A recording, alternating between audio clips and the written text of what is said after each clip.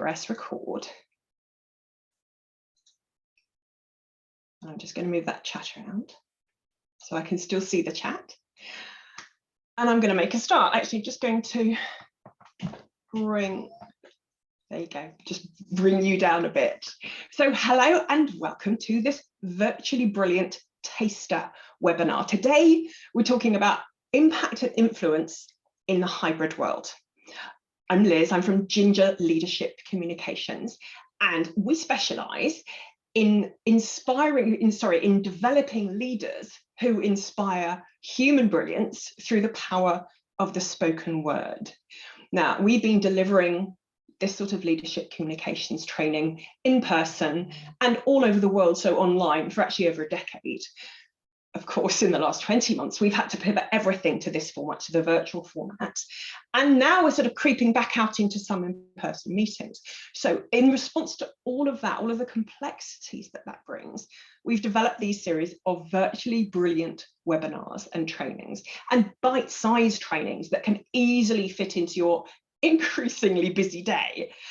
I'm Liz, as you can see in my name tag there. I've worked for Ginger for over 6 years. I'm an International Coach Federation coach, and I'm also an energy psychology practitioner. Now, I've balanced those softer, more heart-centered skills with my background in marketing communications. So I've got a steely focus on you having your messages land with impact, on you getting a return on your investment, on you really making the most of your time when you're face to face with your leaders, with your key stakeholders. Now, because we're talking about impact and influence, and actually, do you know what, anyway, whenever I'm running these sorts of things, I just want you to take a moment and notice how you feel about me right now. Do you feel connected? If you don't like me, please don't put that in the chat. I don't want to see that. But I'm very deliberately not sharing my slides straight away. I'm taking a moment to connect to you. I mean, intellectually, you know, I'm just looking at my camera, but there's a part of your brain, it's the primitive parts of us that think, oh, this person's looking at me. So for me, this is already a tip. Wherever you can, look into the camera so that your audience feels connected and you're able to have an impact. So having said that, I will actually share my screen because I've got quite a lot. Oh, somebody's saying very friendly, open. Well, that's nice. Thank you for that. And because your full name's not in the chat, I can't name check you. All right, I'm going to take a moment to make my Zoom screen behave. I suggest you do the same. All right, and then it takes a little while. Oh, who's that? Is that Holly? Trying to work out whether my background is fake. It really isn't. This is what my background is. I'm very, very lucky, Holly, or whoever that is. I already had an office like this before everything changed and people started working from home. Okay, so can we make a few agreements before we get started? I am not here to be background noise to you multitasking, so please may I ask you, oh, and I better do the same, to switch off your email notifications, turn off your phone. If I promise to be as engaging and make it as relevant to you as I possibly can, will you promise to pay attention? If you do, will you type a quick promise and a smiley face in the chat, please? Oh, Claire's already given me the thumbs up. Thank you very much. So we all know that we learn best by interacting. So it might be like I've just done, to ask you to, look at all those lovely smiley faces in the chat. Yeah, that's great because it gives me a sense, because I can't see you, that you are actually there and you're listening. And it really does help you retain what we're talking about. So pop in a simple yes if it's resonating, or a no if you disagree, totally open to that. Pop in any questions. I might not get to all the questions. I might get to some, and certainly if there are a couple of themes developing, I'm hoping my colleague Katie will highlight those to me. And of course, if you've a burning question, you can always ask that at the end. I plan to talk for about the next 45, 50 minutes, so we should have 5 or 10 minutes at the end for questions. Do take note on your personal action items. The way that the Ginger training is devised, we're giving you tools, not rules. It's devised to meet you where you are, So if you're maybe right at the beginning of your career, relatively junior, perhaps not very comfortable in the online format, or maybe you are comfortable in this online virtual format and less comfortable face-to-face, if you're at that stage, you're going to get bags out of today. If you're the other end of the spectrum, very senior, very confident and comfortable in this setting, I still want you to be listening with the mindset of, how can I apply this? How can I apply what we're talking about today to my own communication so that I can up my impact and influence? Or maybe how can I apply this to my team and help them so that as a team, we can achieve more? You can take screenshots of key slides as we go. I might suggest you do that, but also, as my colleague Katie said, there will be a recording available for 7 days. And health warning, there's quite a lot to get through today. I hope I'm not going to be too fast. You're not going to get like this wall of sound coming at you, but I do want to give you value. So I'm going to be quite fast paced. So strap in. As a thank you to those of you who stay till the end, we're going to share our fantastic resource. This is a toolkit for influencing different personality styles. Now, I'm going to be speaking about two of these styles in a bit more detail at the end of today, but then you've got this brilliant resource that you can go over, have at the end and pore over in your own time. Very briefly, we are all about inspiring human brilliance. And when you think of Ginger, we want you to think of everything to do with the leader and their voice. And when I say leader, I mean formal leader, like a leader of a department or an organization. But I also mean an informal leader. Maybe you're simply leading a project, or you're simply leading this 5 minutes in a bigger meeting. You are that leader in that moment. And as a leader, you are your communications. Your ability to affect change is centered on how well you communicate. So that's what we're all about. We are big on courage. This is the act now before you're ready. Absolute authenticity. This is the tools, not rules thing. So we don't want the Ginger carbon copies out there. This is about your unique style of communication and leadership. Absolutely at the heart of all we do is generosity. Very much generosity with your audience, and we'll talk about that a little bit later, but also generosity with self, because it's really only when we have that generosity of self that we're able to point that outwards to others. And finally, a big pinch of gingery spice.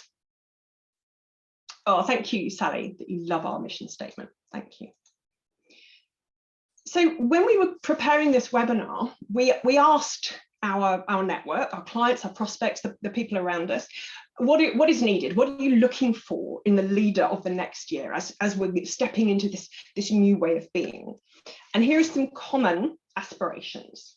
So the ability to influence people, even those I can't physically be with.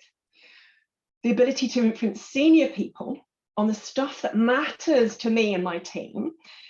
Being able to segue stylishly back into in-person meetings, because we finally got used to being in the virtual world. Communicating complex messages in a way that engages others, and that can be hard when we're constantly on Teams or in whatever virtual format you're using. And then also being able to successfully pitch the business to stakeholders and clients. So that all sounds great, and that's absolutely what we do. It's the heart of what we do. We have this human brilliance blueprint, and at the top of this is our wanting to unlock your brilliance so that you shine your brightest light, you achieve what you want to achieve in the world, and you go on to unlock the human brilliance of others. Now, before I lose any of you because I'm getting too saccharine, the last 20 months have quite frankly kicked most of our butts. Let's just get real for a second. So this is really the reality for a lot of us. Anybody? So give me a yes in the chat if you resonate with that particular, yeah, so Alice is saying, yeah. Oh, I've got a question there. Can you come back to that? Because I've now lost that. So ask me at the end if that's okay, or else maybe Katie can copy and paste that for me. So yeah, what we're hearing from the network is that whilst all of this tech, Teams and Zoom or whatever it is, all of that tech that we're using, whilst it's been brilliant in terms of being able to keep us in business, very often it's a hindrance to getting things done. We don't know what's going on with our teams from day to day. Somebody might be isolating. Somebody might be like only half paying attention because all of their kids are home from school. Maybe somebody else is teetering on the edge of burnout and like you're seriously worried about them. So planning is impossible. Your business as usual seems to be getting busier every single day. So it's like every morning you're presented with this new micro mountain to climb. Then on top of that, you've got these massive macro mountains that you're expected to climb. You have this brought down from above about big things that you're supposed to focus on and deliver, like things like safety, diversity and inclusion, net zero. But there's not a lot of clarity about how you're supposed to do that.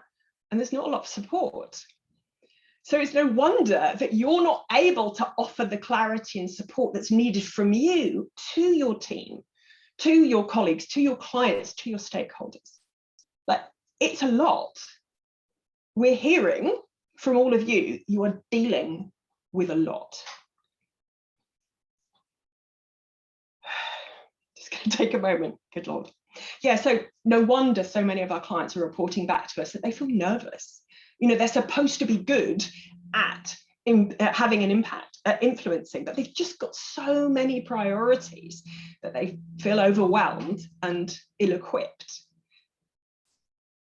But you know what? We don't know where this is going to land. The sands are still shifting.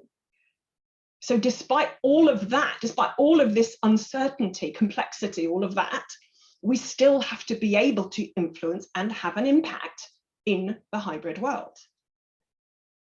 And for the purposes of today, when I say hybrid, I kind of mean that we don't know how we're going to be interacting, in what format, in any given day. So you might start the meeting in the office, having a meeting with your colleagues and a couple of people dialing in. Then you might skid across town in the afternoon for a face-to-face customer meeting.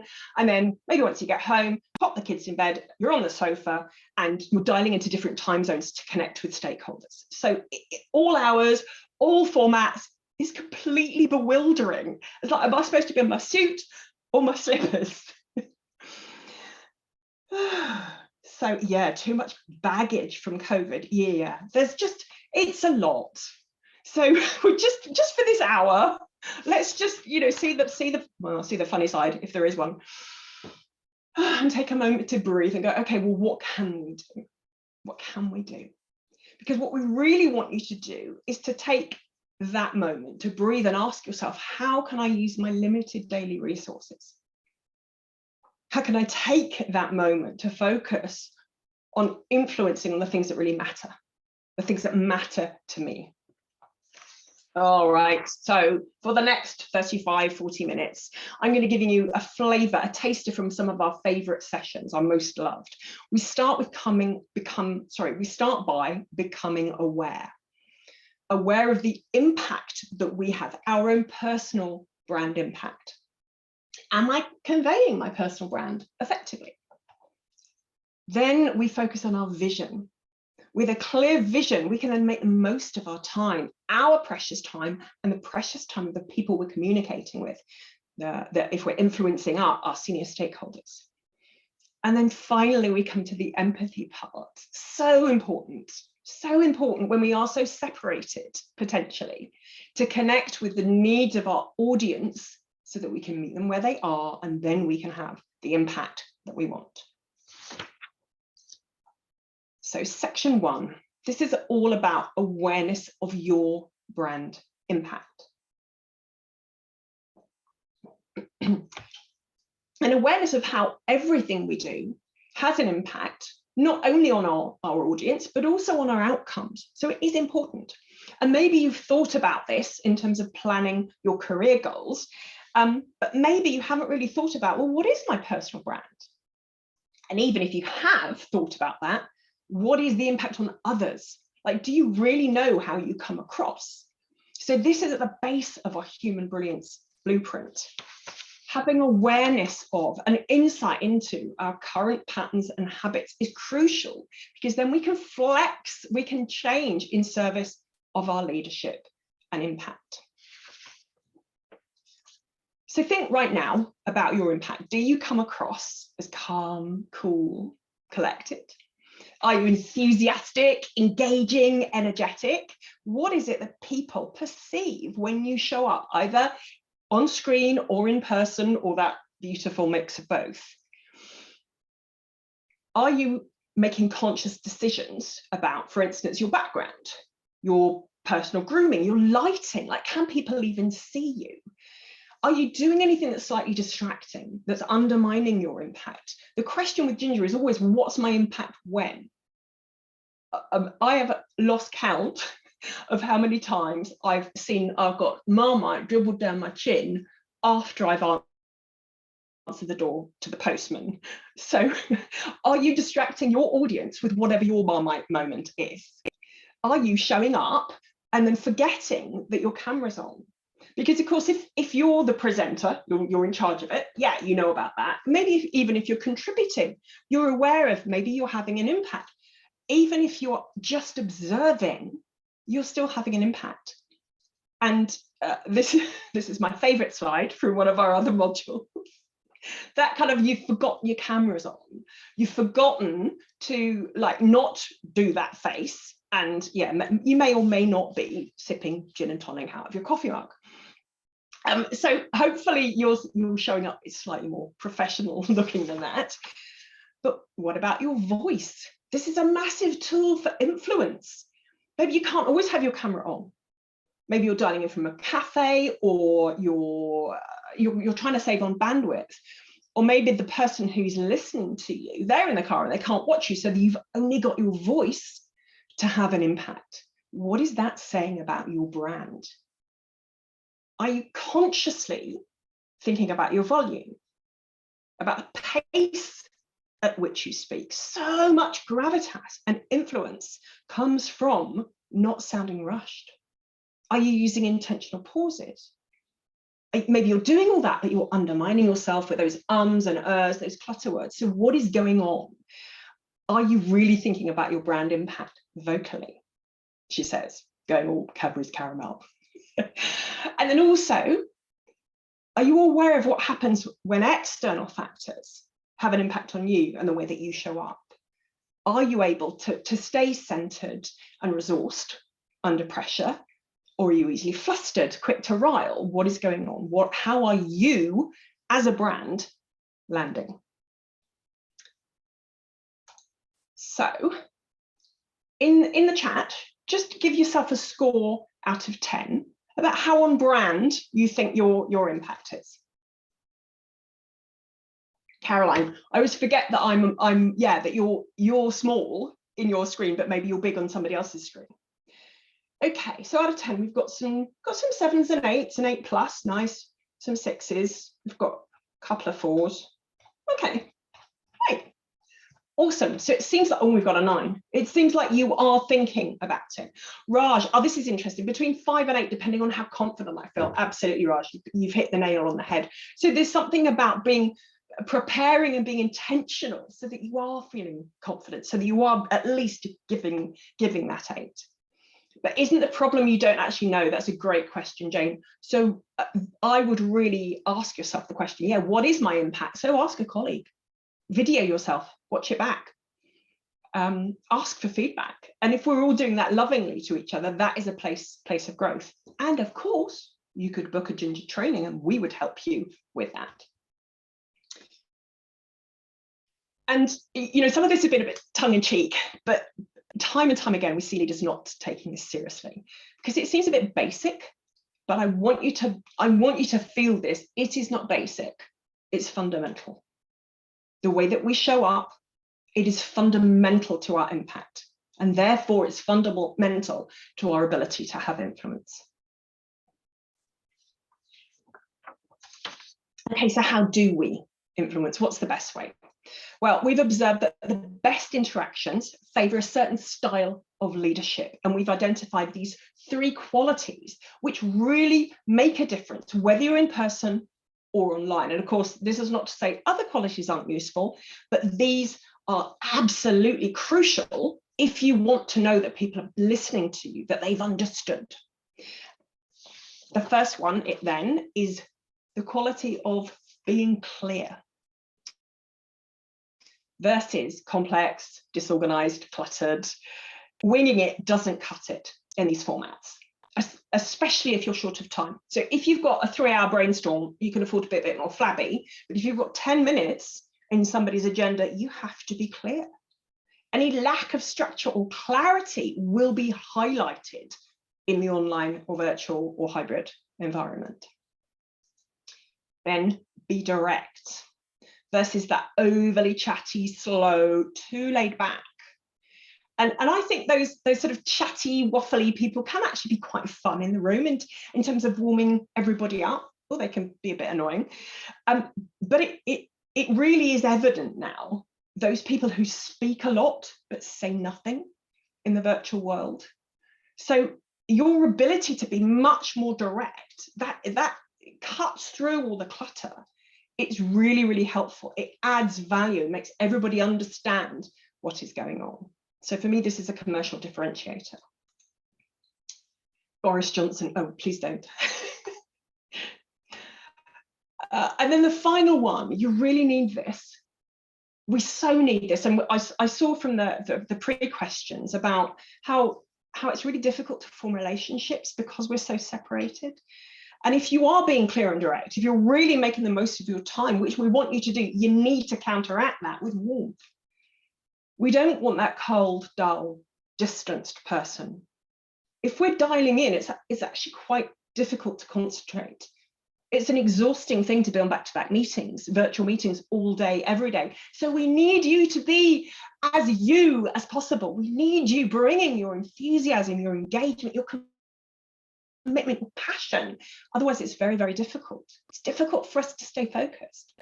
Now, if you're naturally a quieter person, or by habit you're sort of professionally distanced, this is going to be a comfort zone stretch for you. But we need you to bring your best self. We need to have a little bit of you in order to buy in to whatever you're saying, in order to buy into your work, for you to have an impact on us. Okay, Rosemary, how can you be warm virtually? I hope I'm showing you. I hope that's what I'm doing. I'm looking into the camera, I'm smiling, I'm using my personality. Now, you might not like my personality, but I am showing up as a real human. I'm not distanced and super professional. You know, it is just me here talking to you. Tips for upping a game on this, Jane. Yeah, so let's take that as a question later, and really it's beyond the scope exactly how you might do this. But do you know what? The fact that you're asking that is already a warm thing to do. So I would encourage you to explore that. So most situations require some sort of balance of these. And I think of it as a bit like setting your EQ for your stereo. So you might, for instance, if you're delivering very complex material, something potentially quite technical or cerebral, you're going to really want to pull up the dial on clear. You might want to rehearse with a colleague.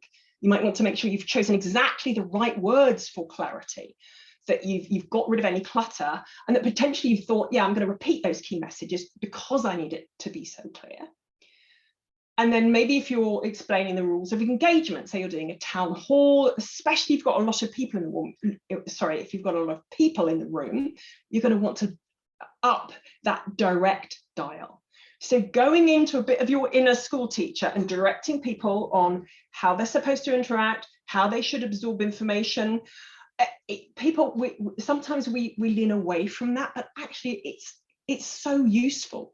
It saves time and it adds value. So it's a really brilliant habit to get into. And then of course we want the warmth. We want you bringing your personality, particularly for instance in a client interaction. If you're pitching somebody, if you've got the clear and the direct, you've got all of the nuts and bolts of it, but where's the human? People buy from humans. If they're all sitting there on the other side of the screen or the table thinking, yeah, this is great, they've really got it, but I don't want to work with them, you've missed an opportunity to influence. So this is about tools, not rules. What is appropriate for my communication? What is appropriate in terms of these faders? How do I balance this for this particular audience? So How about you? I'm going to launch a poll. Which leadership habit do you most need to work on, do you think? Clear, direct, warm, or my personal favourite, actually a mix of all of them? While you're doing that, I'm going to have a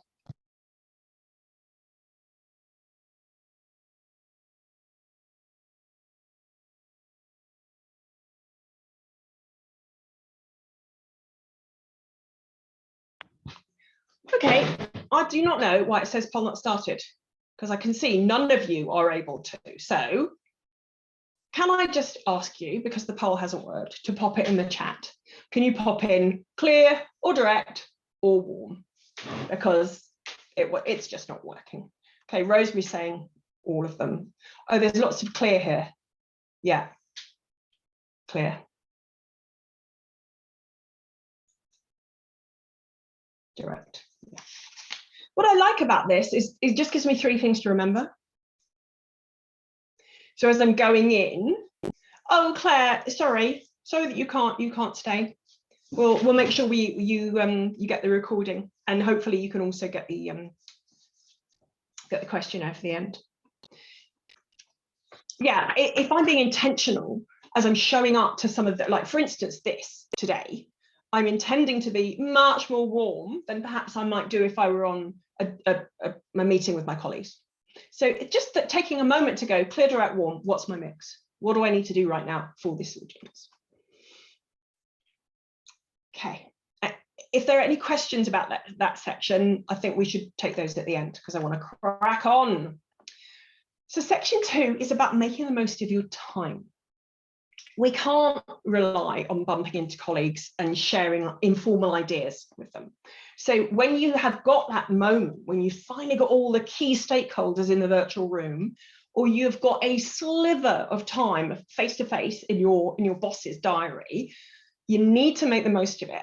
And you need to understand what is your vision for this so that you can make the most of it. So this is the second part of our Human Brilliance Blueprint.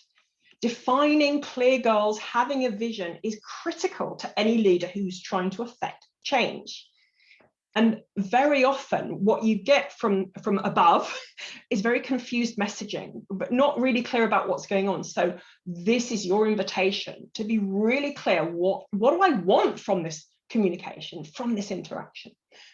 That's beyond the scope of today, but once you've got that clear vision, we then want you using a really clear structure. This is going to help you, firstly, to pull your thoughts together, to devise your content so that you actually achieve that vision. That's what it's designed to do. Secondly, it actually makes it much easier for you to remember in the moment. And thirdly, most crucially, this structure makes it simple for the person you're speaking to. It's simple for them to listen, to understand, to retain, and then, of course, to take action on, because that's what we want to do. We want to influence once we've communicated. So I'm going to share with you this very, very high level frame. And I want you to think about it on 3 levels. Firstly, just conceptually, like this is a good structure. Then secondly, I want you to think right now with the things that are coming up in my diary, how can I apply this to my next meeting? Maybe my next most important meeting, but do you know what? Any meeting. And then thirdly, to be holding in the back of your mind, this is applicable for any communication. Like you can use this to plan a high stakes email, a keynote speech, a 5-minute update. This you can use and reuse. So right now, can you think of a topic? Can you think of a specific meeting? So we're not just, you're not just experiencing this material on the conceptual level. I want you on that second level of like, oh yeah, I'm going to use it for this meeting. So have that in your mind, please. So we use the metaphor of crossing a river. As an influencer, it is your job to get people from where they are now on the platform over here, all the way over to the grassy knoll across the river. And a good structure will help you be clear and direct with how that works. So very simply, we have a start point. That's your A. This is you setting the context of what we already know, where we are at the beginning. Then we point to our end point. this is kind of the executive summary, if you like. By the end of this, we're not there yet, but this is where we're heading. So your senior stakeholder, your client, the person you're trying to influence, they know what's expected of them. They know what the outcome that you're trying to get to. Then this is where you run the majority of your communication. These are your stepping stones to get you from A to B. So if this were a 10-minute talk, this might be 8 minutes of your talk. Really, this is the juice of it. And then finally, you arrive at that B, at that outcome. So that is a really, really simple structure. Now, people look at that and like, yeah, that's great. That's very simple. Great, Liz, thanks. And then when I really ask people to reflect on it and think how often, when you're going into a meeting, when you're running it, or when you're proposing something and you're maybe using up some of the meeting's time, how often are you really clear about that B? And very often when people are being honest, they're like, no, actually, I'm not that clear. And of course, we've all been in those meetings. We're sitting here thinking, I have no idea what this meeting's about. Where are we going with all of this? So it's very clear that if we have a vision, it makes the whole thing much, much clearer, and it's more direct and it's more efficient. And of course, depending on your audience, you might want to use the carrot or stick approach. So if you want to green up that grass, that end point, that would be the carrot, making it seem really compelling. Or the stick would be like setting a light under their feet on that platform, burn the platform, make it feel dangerous, like it's critical that they get off and come with you on this influencing journey. Sounds familiar, yeah. Thank you, Dominic. I'm glad that's useful. Do take a screenshot of that. So in the chat, can you give me now, what are some of your typical topics that you need to influence on?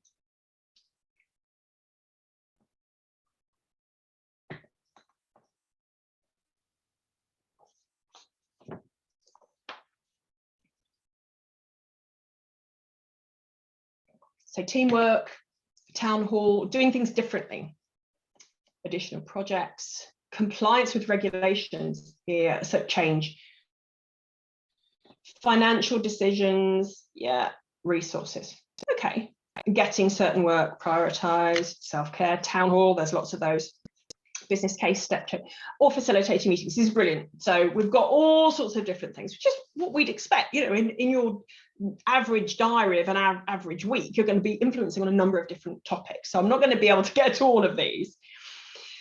But the idea is, for all you Stephen Covey fans out there, we begin with the end in mind. So when we're planning it, when we're just thinking about this meeting, this next interaction, we start with B, what's the vision? Because if we're not clear on that, we can't lead anybody anywhere.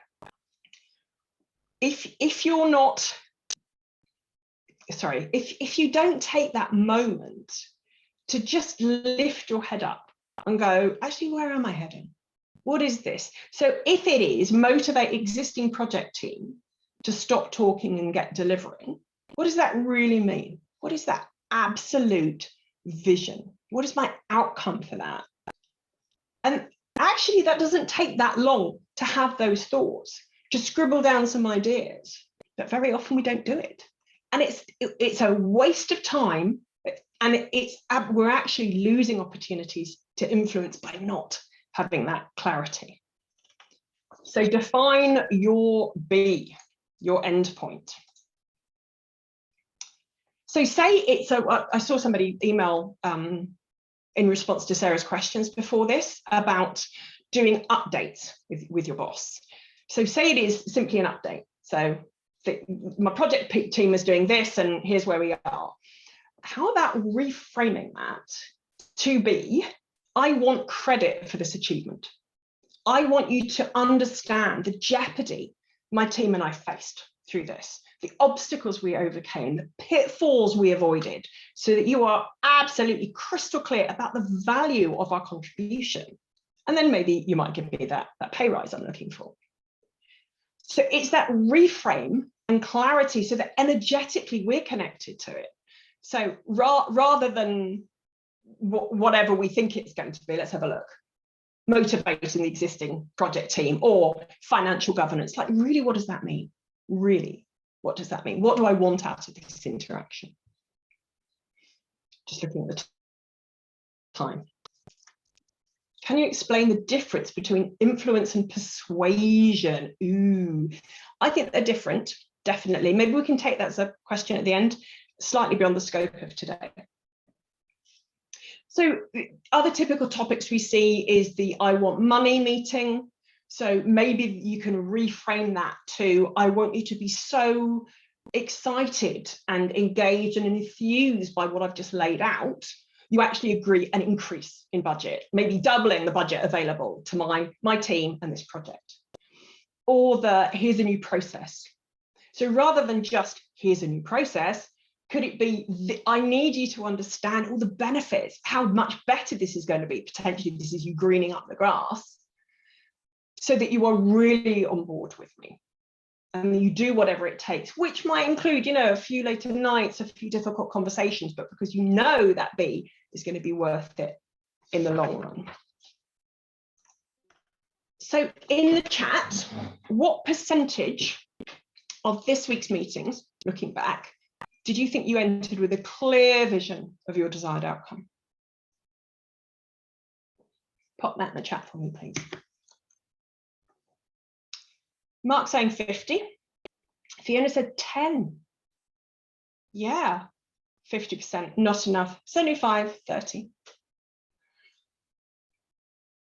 And I almost think that just by having this conversation, we've adjusted things, we've shifted things. Because if you've only got a short amount of time, simply asking yourself those questions can have a real difference on the way that you show up. I think a lot of it is an energetic thing. It's like, yeah, no, I'm really, really clear about this. It makes us much better leaders, much more powerful. 75, 60. Is it inversely proportional to the number of meetings in the week? Oh, Mark, probably, yes. And actually, that's such a good point. And I think this is a massive conversation. We're just scratching the surface here. What we want to be doing is investing the time so that we reap the reward. And of course, if you've got so many meetings, it's very difficult to invest the time. So what's it going to take? Can you stop skidding into meetings and start planning? Can you say no to back-to-back meetings? Can you demand 10 minutes strategic thinking time? Like, is that possible? Actually, I'm going to rephrase that. How possible is that in your organization? Can you pop that in the chat for me? How possible is it for you to shift the way you, as an individual, for you to shift the way that your organization schedules? Ah, Rosemary, Fridays we have no meeting days. Love it. Mandy is saying, yeah, not very. Yeah. Laura struggle with this. Lee feels like meetings are much lower quality in the virtual world because, oh, they're less effort to arrange. Lee, that's such a good point. Yeah, and I think that shouldn't be. I think it's absolutely out of respect. We should respect each other's time and do these things properly. Don't get me started. I'm going to get on my soapbox. Right, 100% do that already, Alistair. Love that. You get a sticker.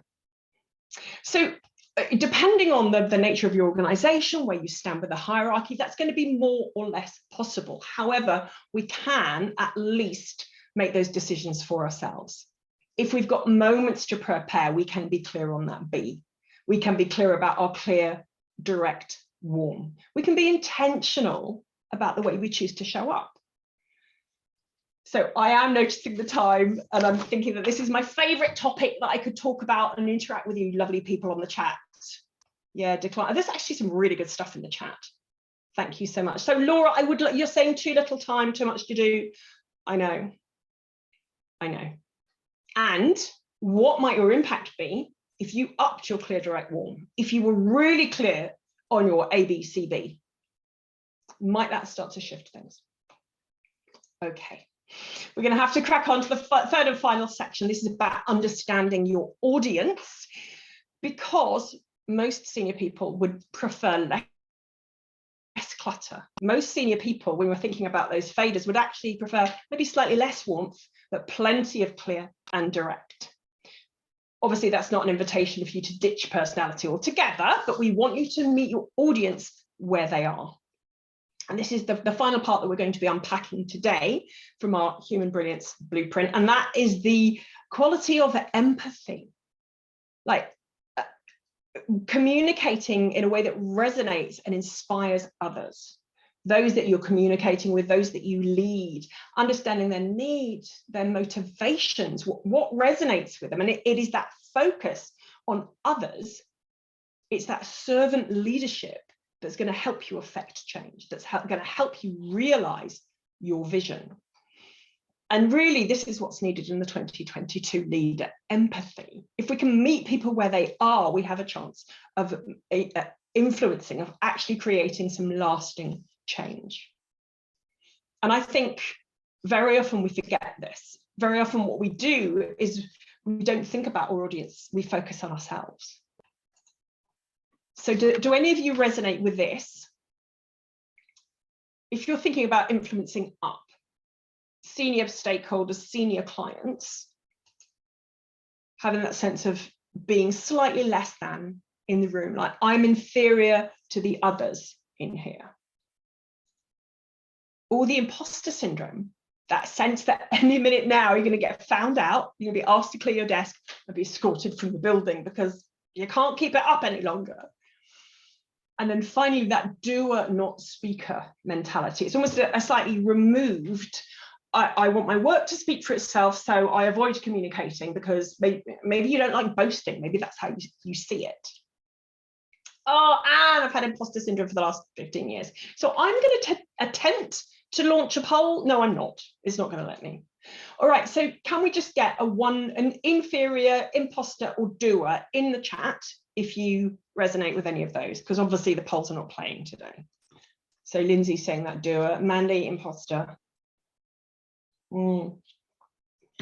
Imposter. Doer, not speaker. Yeah, these are all mental habits that actually take us away from being able to influence. They take us away from being able to engage with people. Inferiority, imposter. Yeah, absolutely. They're all so human. Look, there's so many of us in the chat. Ninka's saying you don't get the imposter. Well, we're pleased for you, Ninka. That's fantastic. Oh yeah, Jane, depends on the situation. But these are undermining our ability to connect with people because essentially this is all about us. It's actually really egocentric. It's me. What do I think of me? It's not about, this is the power of my communication. It's not about the audience. It's not about what your communication, this thing you're proposing, how that will affect them or how they're feeling.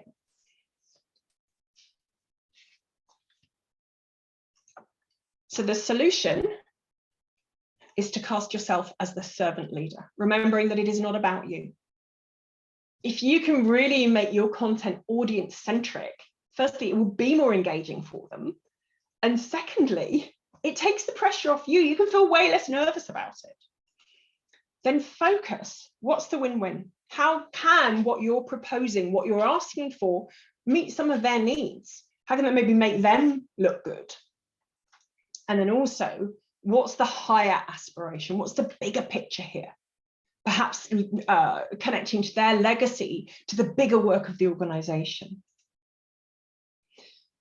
So essentially what we want you to do is get into their heads, to ask yourself the question, as I'm going into this interaction, who is this person I want to influence? What is it like to be them? What do they do at work? What do they do before or after? What are their needs and frustrations? And then most powerfully, how can I be of service? I think this is a key slide. So if you want to take a of this is big stuff. These are big questions. And of course, to answer really thoroughly, they take a long time. But sometimes just a moment of, oh, hang on a minute, what's it like to be them, can adjust the way that we show up and influence them.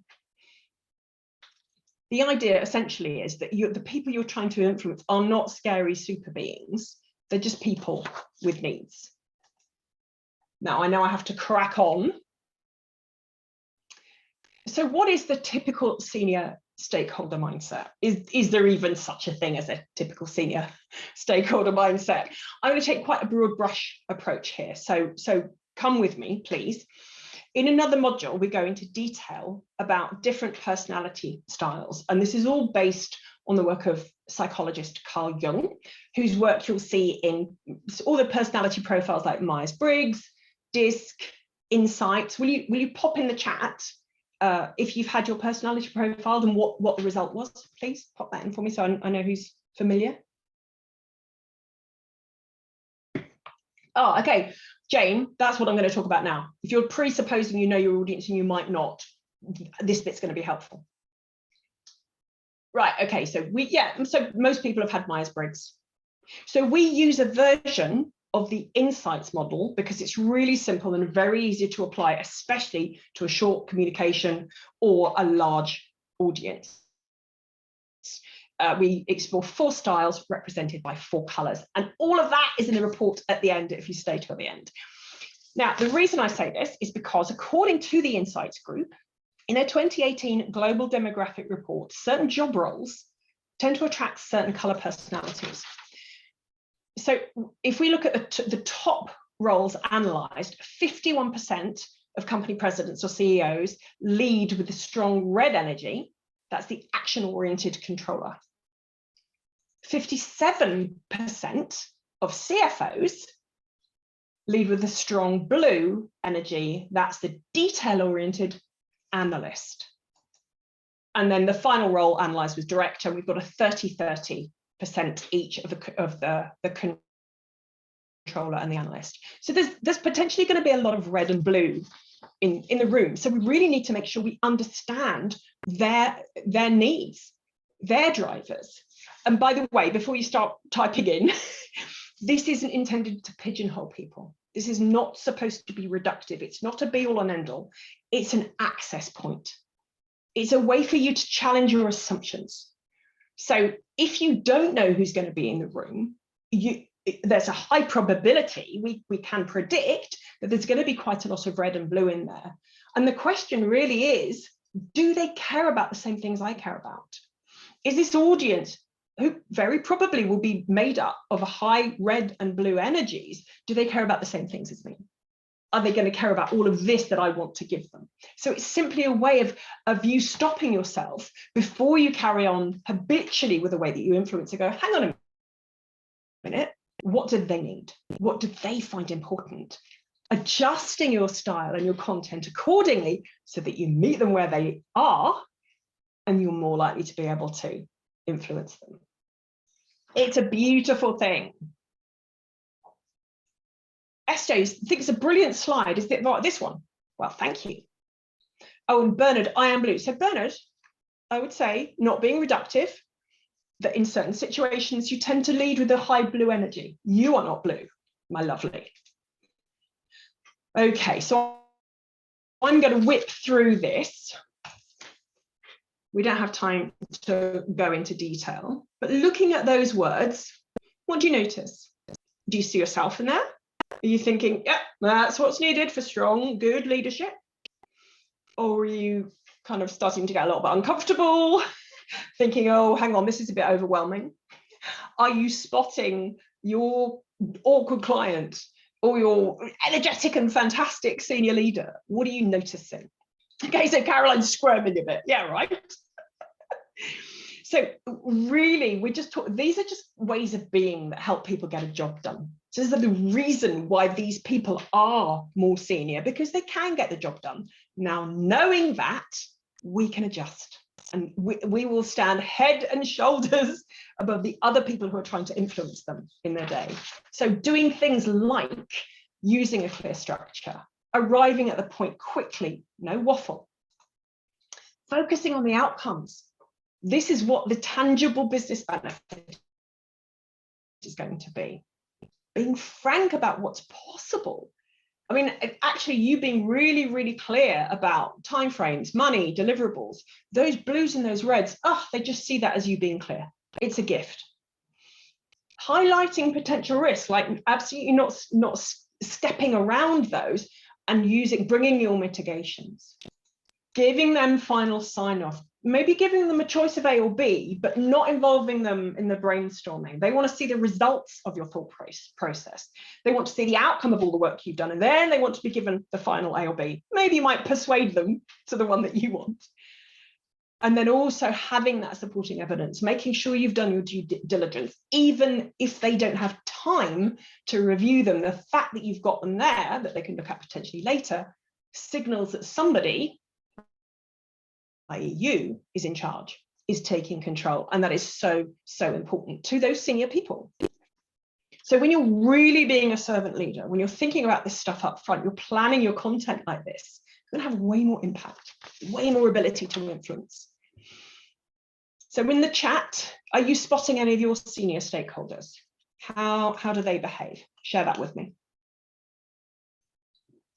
We're nearly done. I'm going to have like 3 minutes for questions. I'm so sorry. In the chat, what do we see?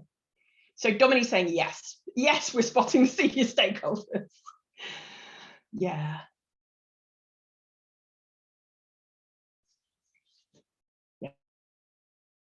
Yeah, so lots of assertive, lots of in control, which kind of makes sense. And of course, that isn't all of who they are, but that's a lot of how they show up at work. So that's who, that part of them we need to speak to. An aura of stillness was that, or silliness, no, stillness. Ah, SJ, yeah, they're very, very grounded and calm, right? So that goes back to that pace thing we were talking about your personal brand. Can you match that?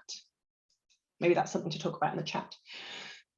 Okay, so thank you those of you who are still staying here. This is where we've been today. The importance of being aware of our personal brand impact and being very intentional about how we use our leadership habits of clear, direct, and warm. Then really focusing on our vision, making the most of our time by using a very clear A, B, C, B structure. And if you've only got 1 minute to prepare, know your B. And then finally, most importantly, empathy. This is the key skill for the leader of 2022, is being in that servant leadership, meeting people where they are, meeting their needs so that you can influence. So looking at all of that in the chat, please please share with me what's the biggest learning from today that you want to remember and apply. What's the biggest learning from today that you want to remember and apply?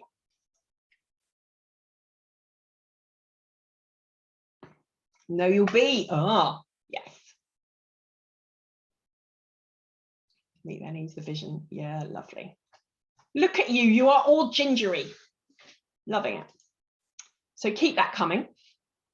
We've borrowed today's content from lots of different modules. We have a number of different things from the fundamentals all the way through to the more nuanced influence and impact. So there's obviously lots that we could potentially help you with. We would love to work with you. Because this has been free, I hope you've got lots out of it.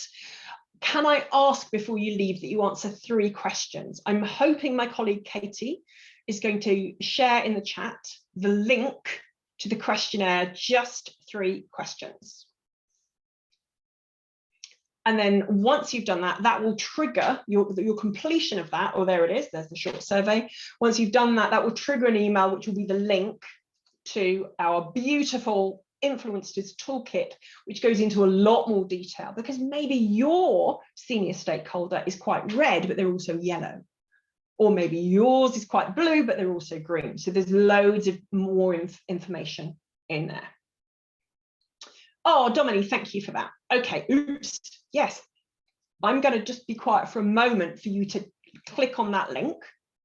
And then I'm going to say, any questions?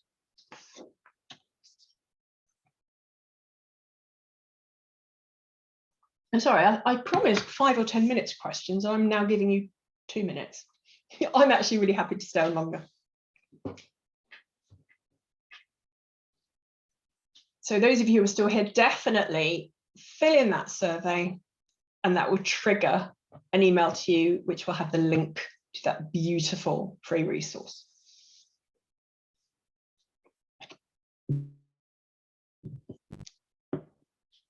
Oh, Dominique, jam-packed. Wall of sound. I'm sorry. Where's me? Thank you.